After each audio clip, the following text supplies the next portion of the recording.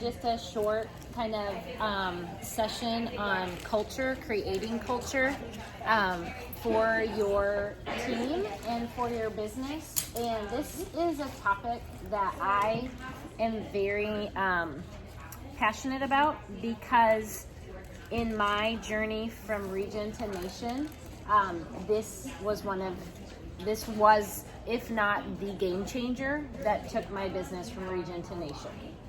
So I think that this can apply to everybody's business, no matter what level that you're at. And so what I'm going to ask you to do is just to listen for yourself, because sometimes we can hear trainings and we can start to think about the people on our team that need the information. Like, you can read a book and be like, oh my gosh, she so needs to read this. And actually, there's always something for us to be learning. And so we're going to talk about, for the next few minutes, about creating a culture. Because like I said, oftentimes we're looking for, have any of you ever felt like, and you can raise your hand, like there's just a thing that you don't seem to have or possess that's keeping you from growing from where you are to where you want to be? And you feel like, if I just knew the thing, then I could get there. And I felt that way for years. And often I thought the thing was like a system, a thing was a reach out, a website, something. And what I came to discover was that it was all tied to culture. Okay, so there's really a couple things we're going to talk about. So the first is, why does culture matter? Why it matters. Arbonne has a culture, your upline has a culture, but your team is growing in the culture you're personally creating and developing. So I want you to think about culture like the soil of your business.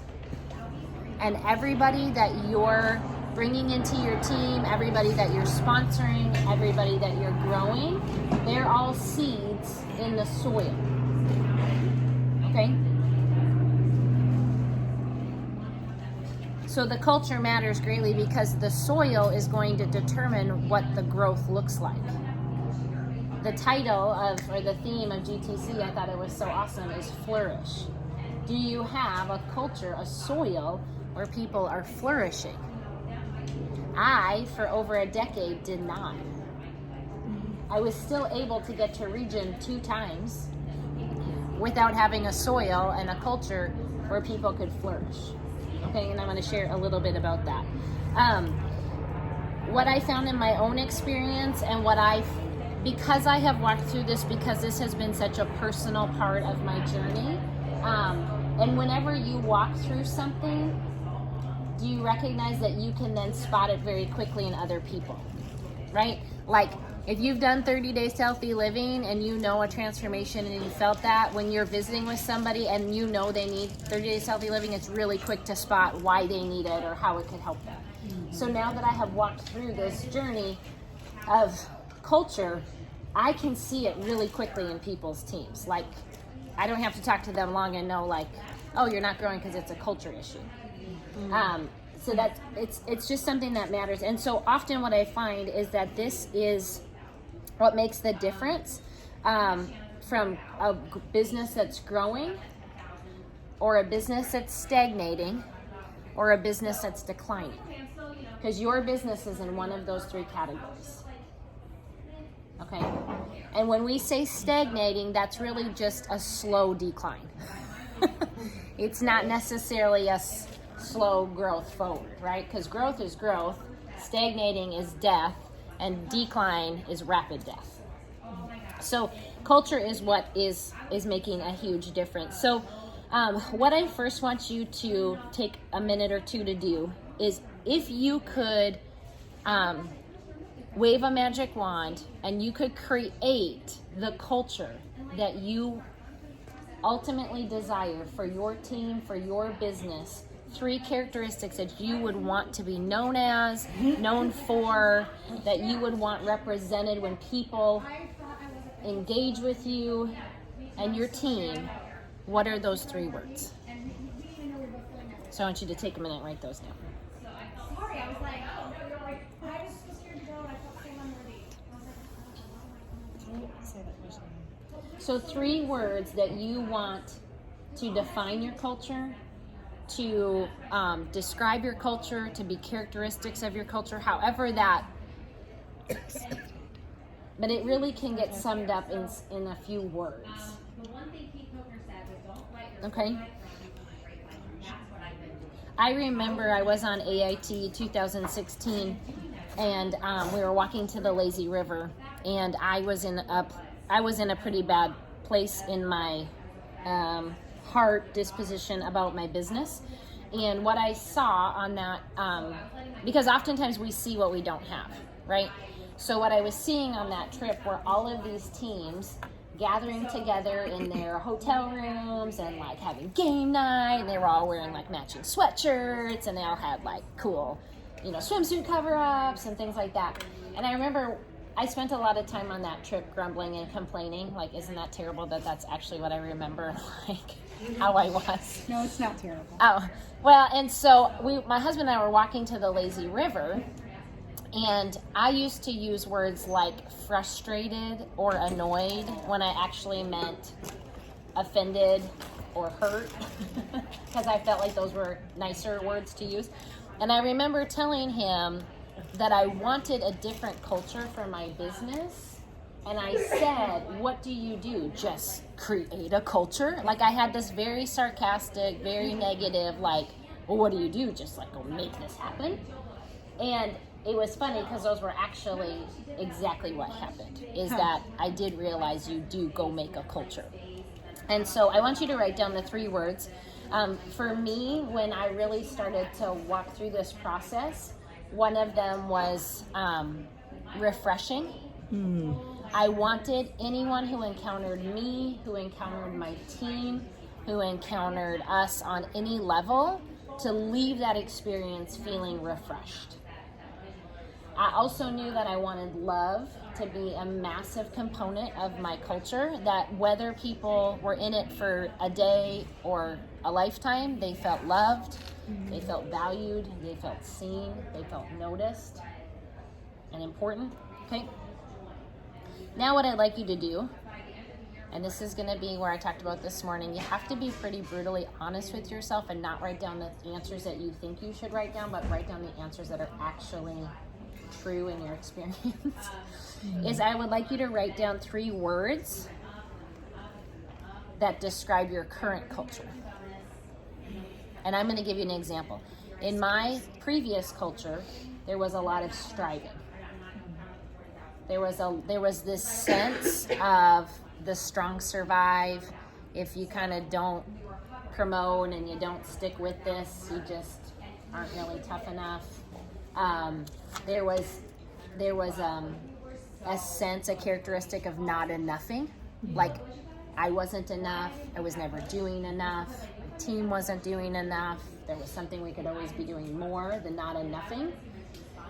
So I don't know what those 3 words are for you, and there could be more than 3, but just start writing down 3 words that describe your current culture. Because it's important to be honest and self-reflective of what the culture you actually have is.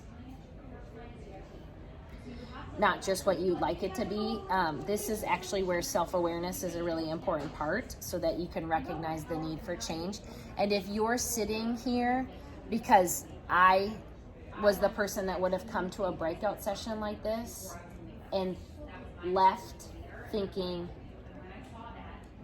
I don't think there's anything wrong with my culture. We're just not growing. Like, I didn't even have the level of self-awareness to recognize how broken my culture was. So if you're in that place, then I'm going to submit to you to have a conversation with an upline that you feel safe with, that you trust, to give you some feedback on what the culture is they're seeing in your team. If you can't, at this point, kind of recognize it yourself. Okay? It's really important. So do y'all have the 3 words that you want, and then the 3 words that you currently have? Yes. Mm-hmm. Does anybody want to share the 3 words that they want their culture to be described as? I'll do it. No, that was yours. Supportive, fun, and caring. Supportive, fun, and caring. Awesome. I love those. Okay. Who else? Yep. Life-changing, thriving, and adventurous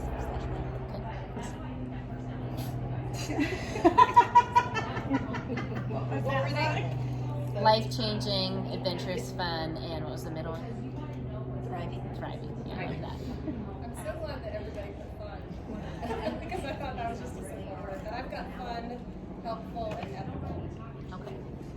I was brave, kind, and authentic. Those are great. So, and you obviously can add to the culture. Like you, it's really tough to describe most cultures in 3 words. Right. But it's a place to start.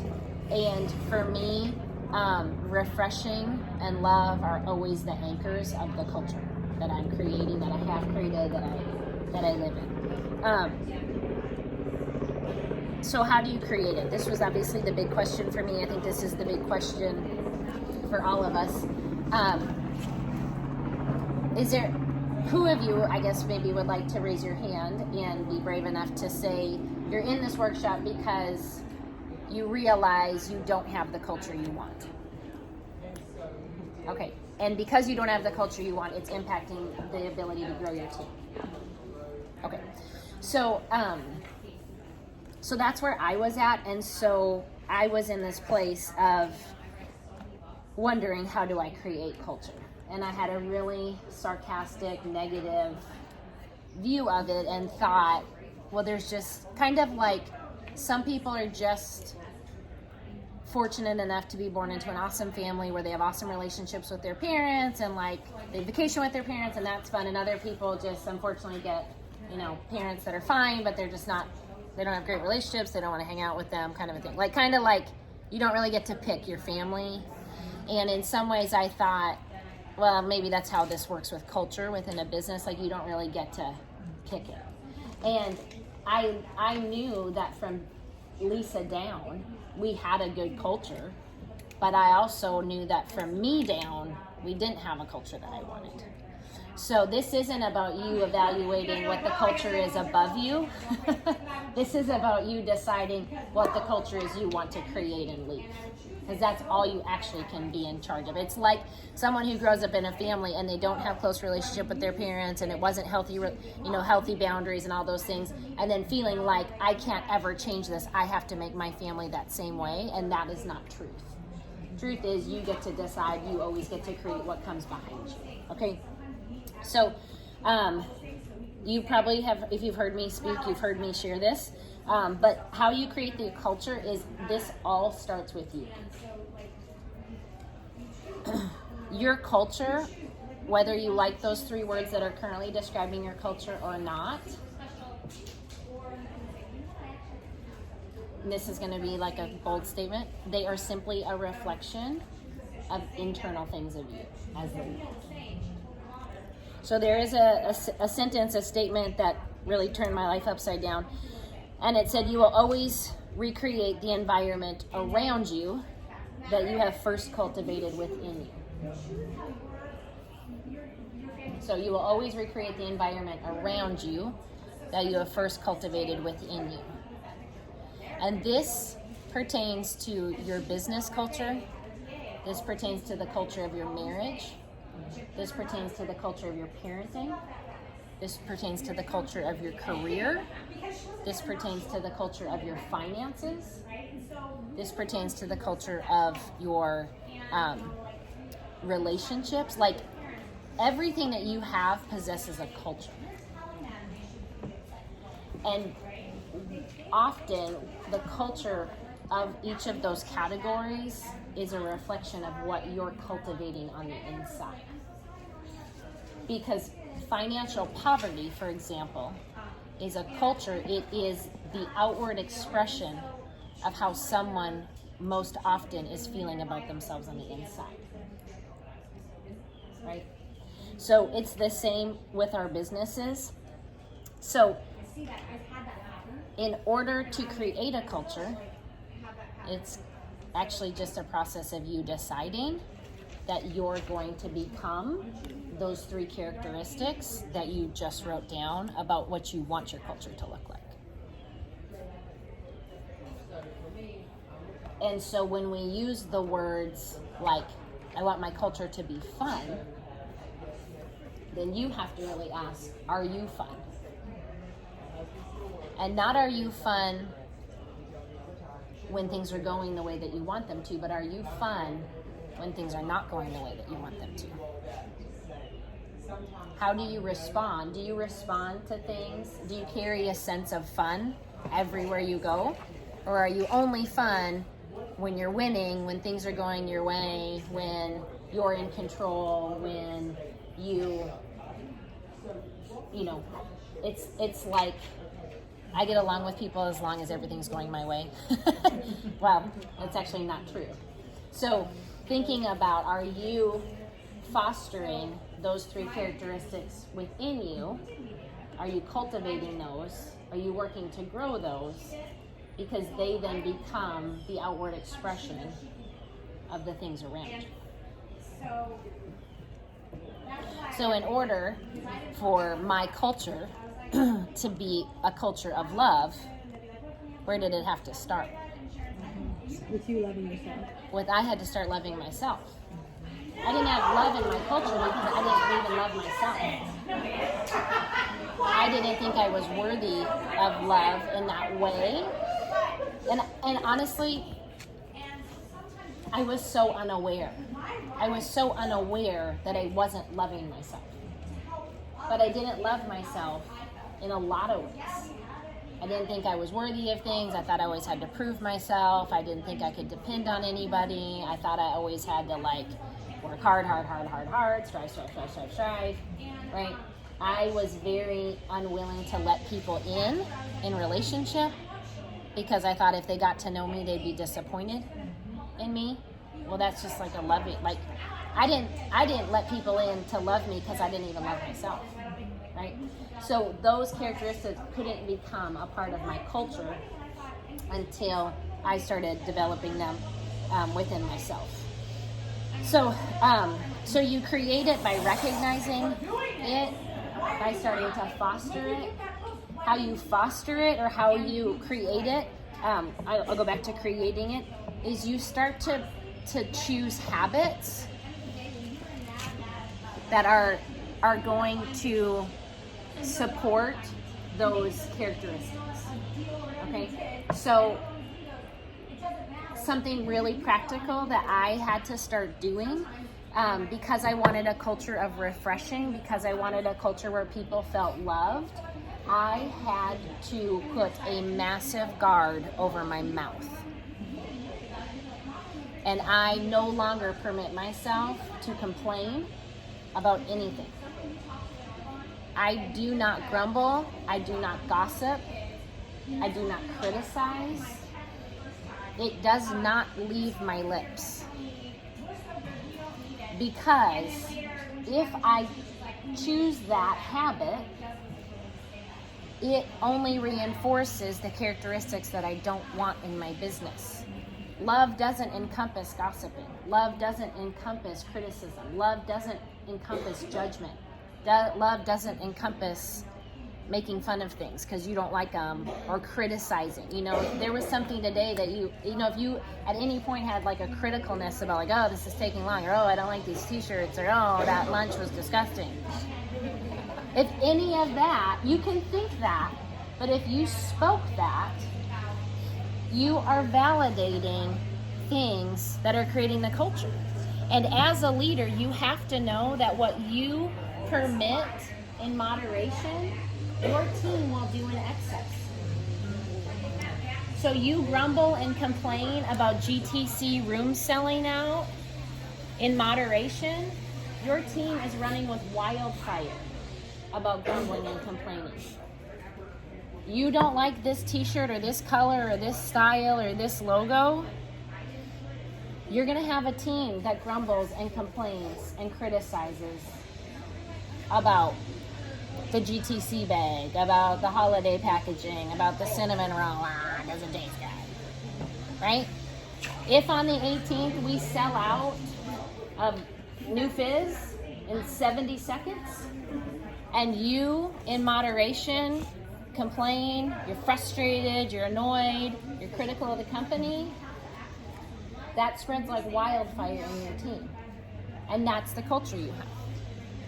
And then you wonder why you're not growing, right?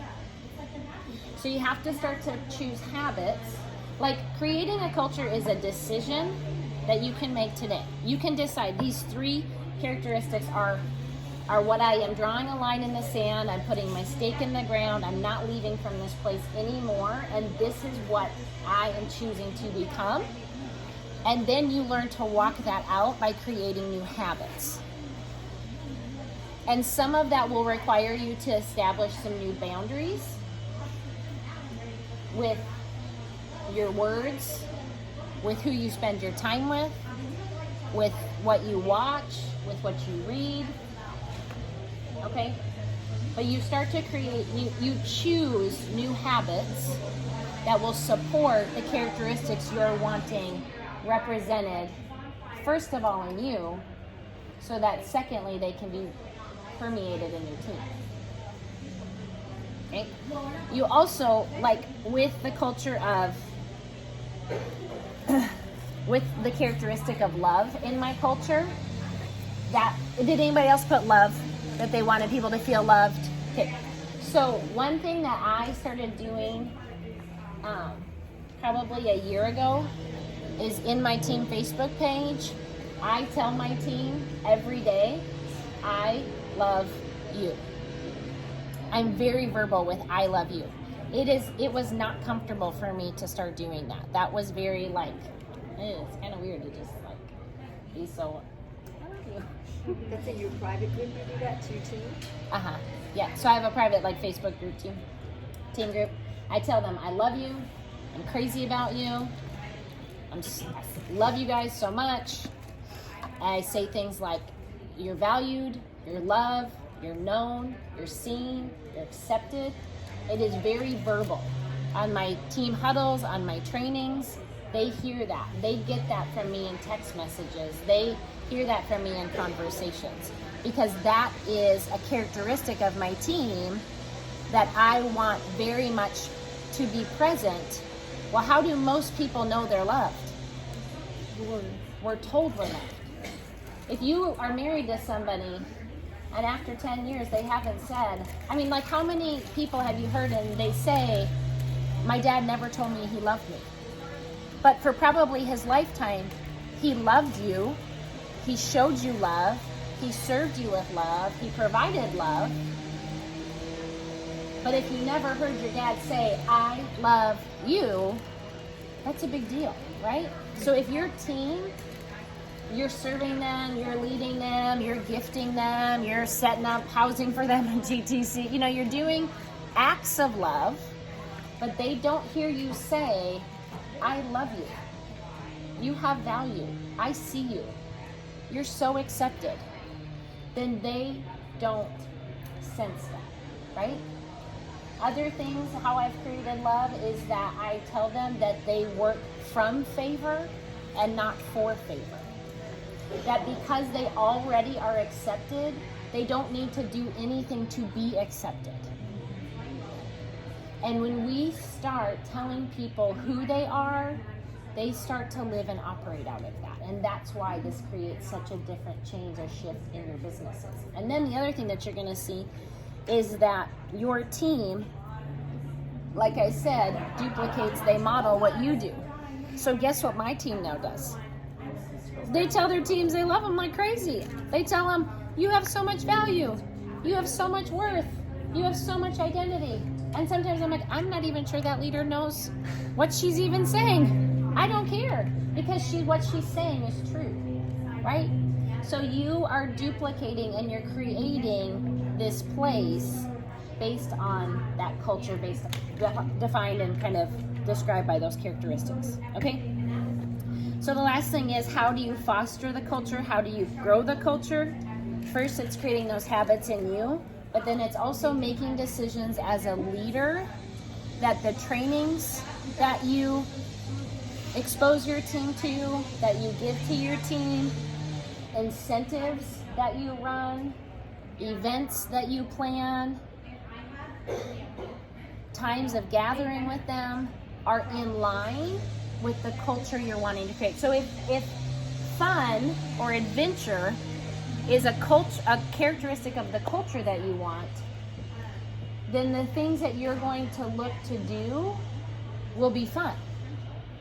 Fun is actually, I mean, like, I want people to have fun, but that's not like one of my words. So I don't necessarily gravitate towards things that seem fun, maybe, but I know that I want them to feel loved. So whenever I'm offering things, it's from this place of love. It's from communicating and reiterating and reinforcing they're loved, they're seen, they're valued. Okay?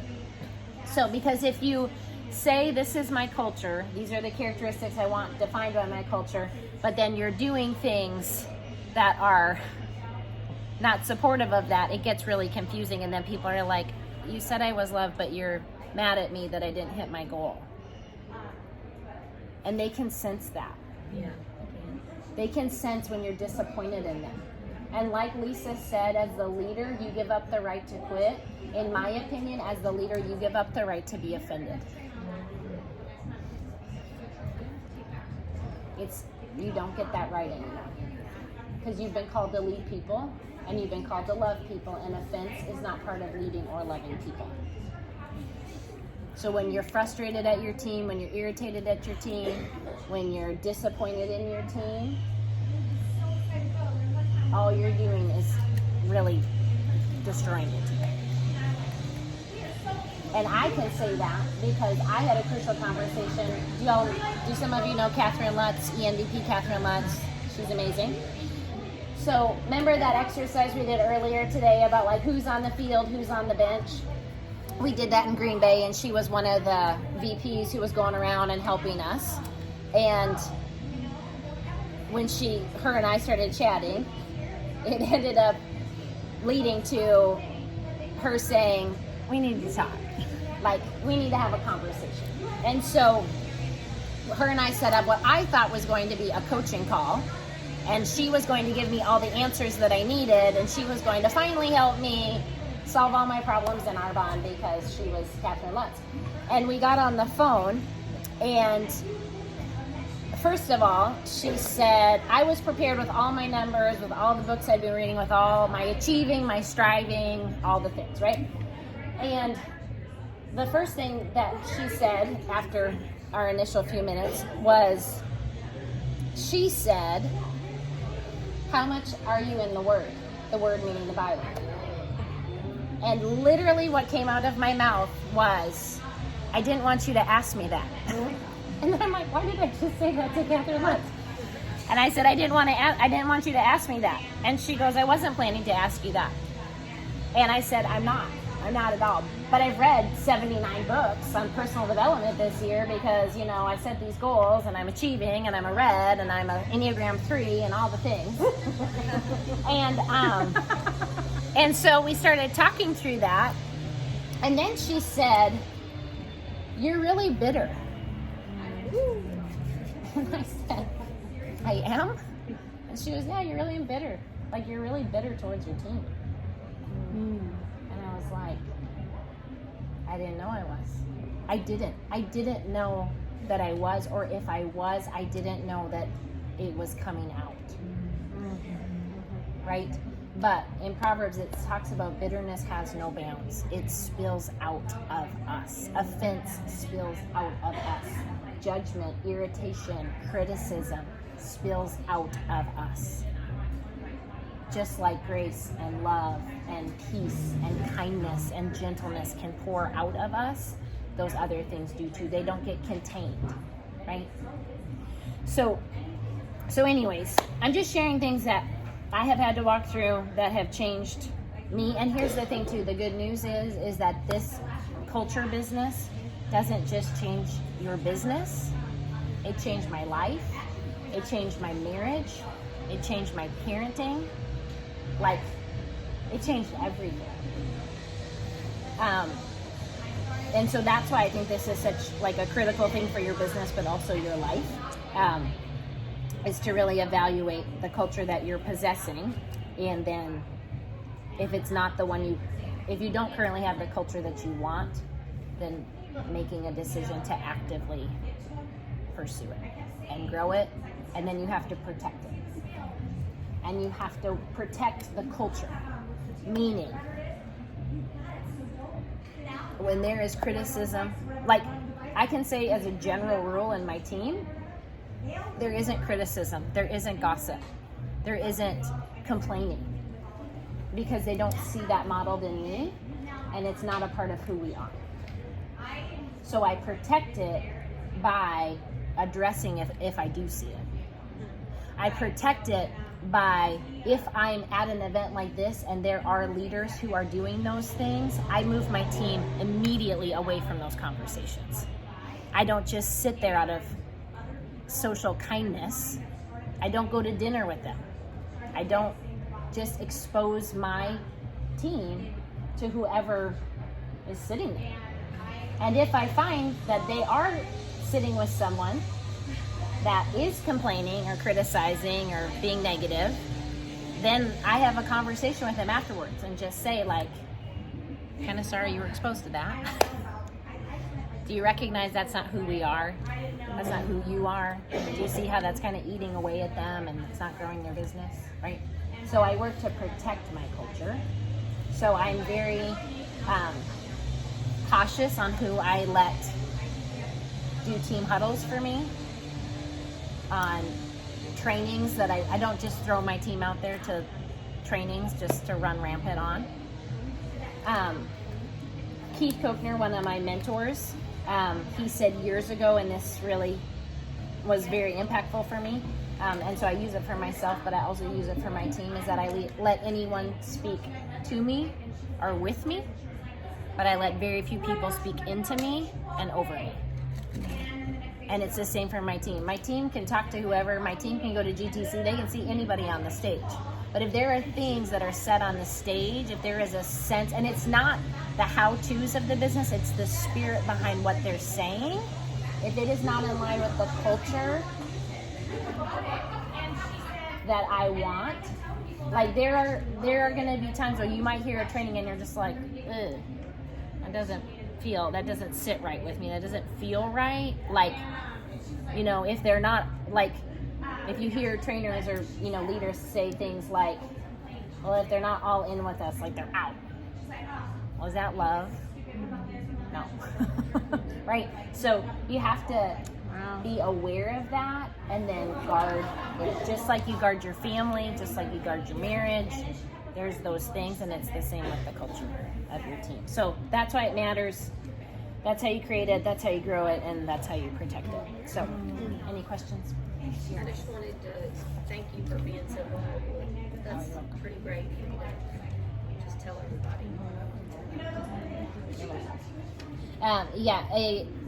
I'm like a different person. Yeah, I know. I can see it. People.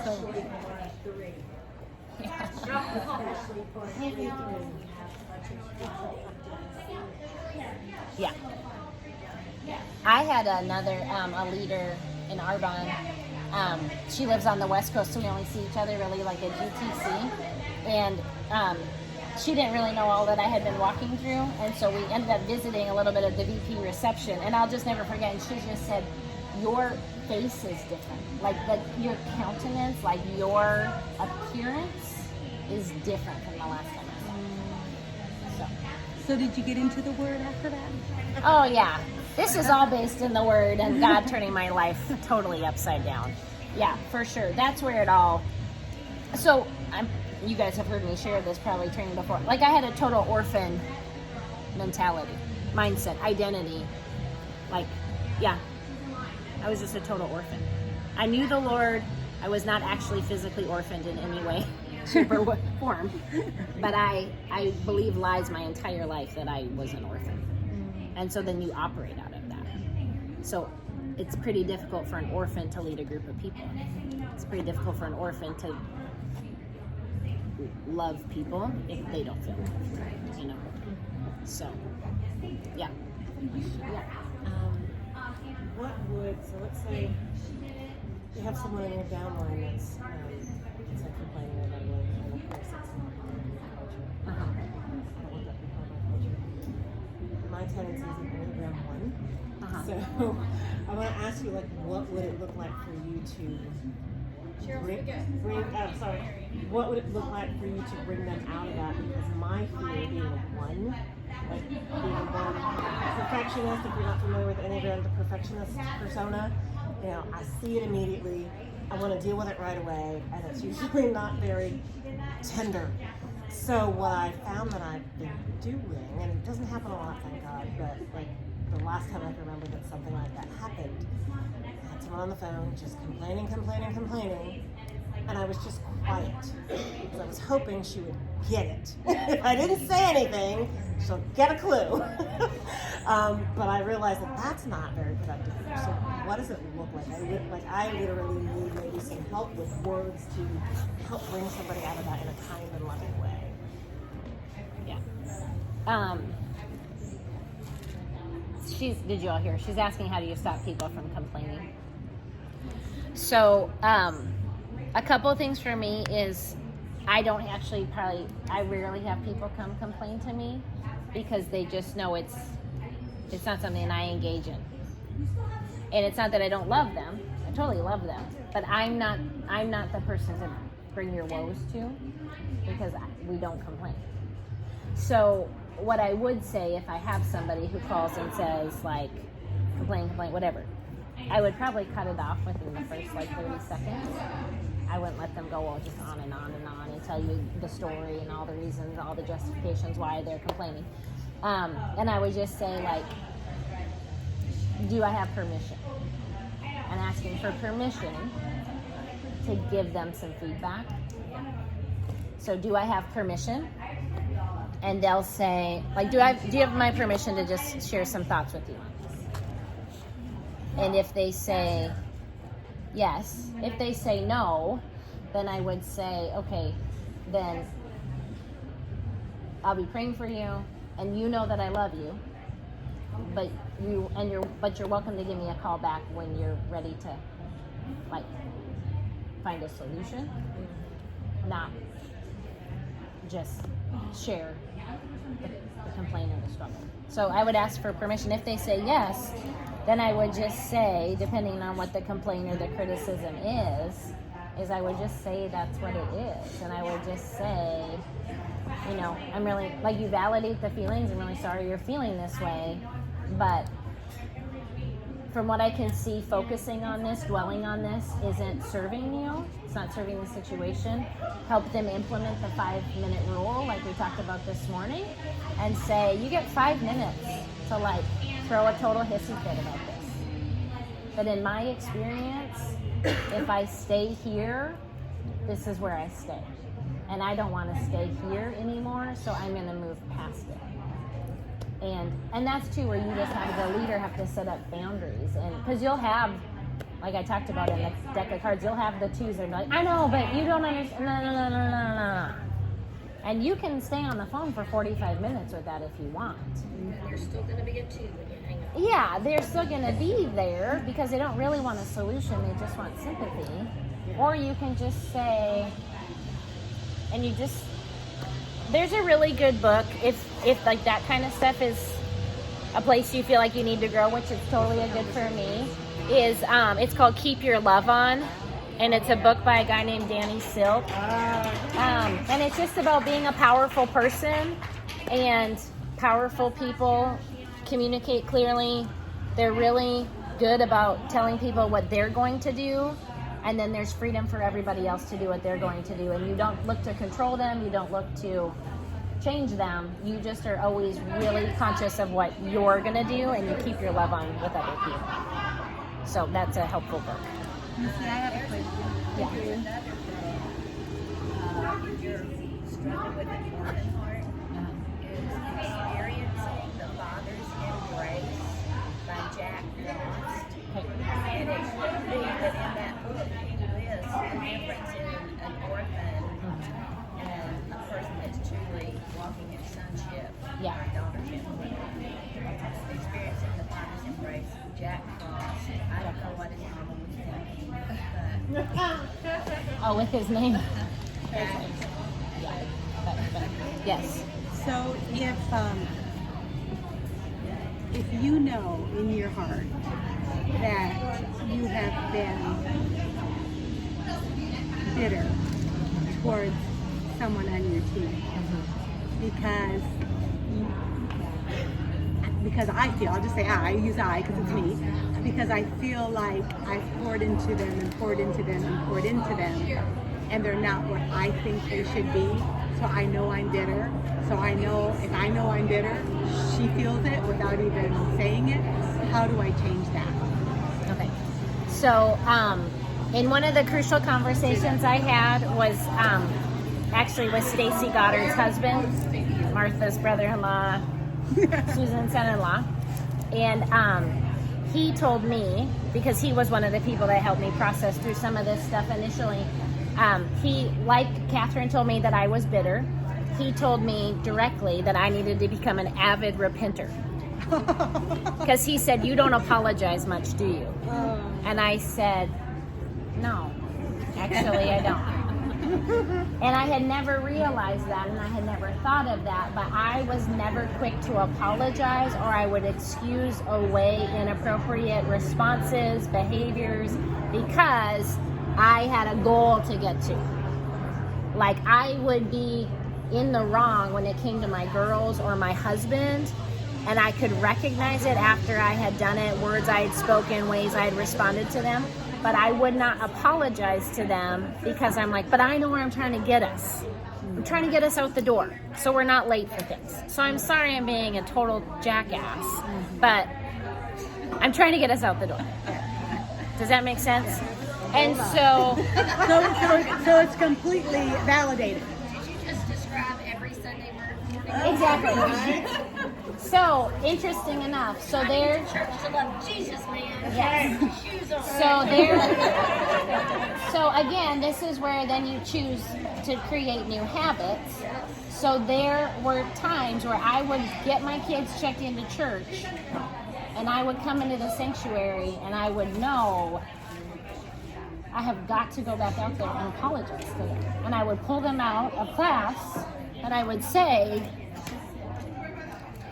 I'm asking for your forgiveness, and I'm so sorry that I spoke to you that way this morning. I'm so sorry I was short with you, that I was not walking in love or the fruits of the Spirit. Would you forgive Mom? That is uncomfortable. That's radical repentance. That is radical repentance. And I had to become an avid repenter, and there's so many stories I could tell you all about this. So when I got off the phone with Joel, I came out and I told my husband, who at that point we had been married like 15 years, we'd known each other probably 18 years, and he's like, how'd it go? And I was like, good. I'm like, Joel said I have to become an avid repenter. And I thought literally he looked like a Looney Tunes cartoon where his eyes were going to go like, out of his head. And Sonny's very quiet, like he's an Enneagram 5, and like he's the green personality, the dad, and like he doesn't respond to much like emotionally like that. His eyes were like bulging out of his head, and I was like, what, like, why did you respond like that? And he said, in all the years I've known you, and he said, you know, I think you're incredible. He said, but if there is one thing that has been your biggest flaw, is that you do not apologize. And I was like, so I started to become an avid repenter. I invited my team over because Joel told me I needed to apologize to my team for the culture I had created, for how I had chosen to lead. And so I invited my team over. Side note, I never invited my team over before because I live in a small house, and I thought that if they saw the size of my house that it would make them think less of me. So I never invited people over to my house, my team. So anyways, I invited them over to my house, told them I needed to share some things with them. Sharing with them about what I was walking through, that we were going to be working on, that I was pursuing to create a different culture, and that I apologized for what I had invited them into and had not provided for them. Because when we share Arbonne with them, we share with them it's going to be amazing, it's this community, it's going to be thriving, you're going to feel loved. And then when they came in, it was like, work hard, take a whip against your back. If you're not performing, if you're not doing enough, you probably should feel bad about yourself. You know, you should probably work to achieve more. I'm kind of disappointed in you. I'm kind of annoyed with you. I actually don't want to build a relationship with you because I don't want to be friends with you. I just want you in my business. So I had to apologize to them. Half of them got it. Half of them had not one clue what I was talking about. But I knew that I had to do it. And I'm also an avid repenter, and I'm a quick repenter when I recognize situations where I've either done something or am doing something that's making them not feel loved and refreshed and cared for. But I would think if this is something that you recognize as like a way you've been treating someone, that you have to go you have to apologize and ask for forgiveness and ask to restore the relationship. And that you will love her because she is worth loving, not because you're not loving her because of what she's performing. She doesn't know you anyway.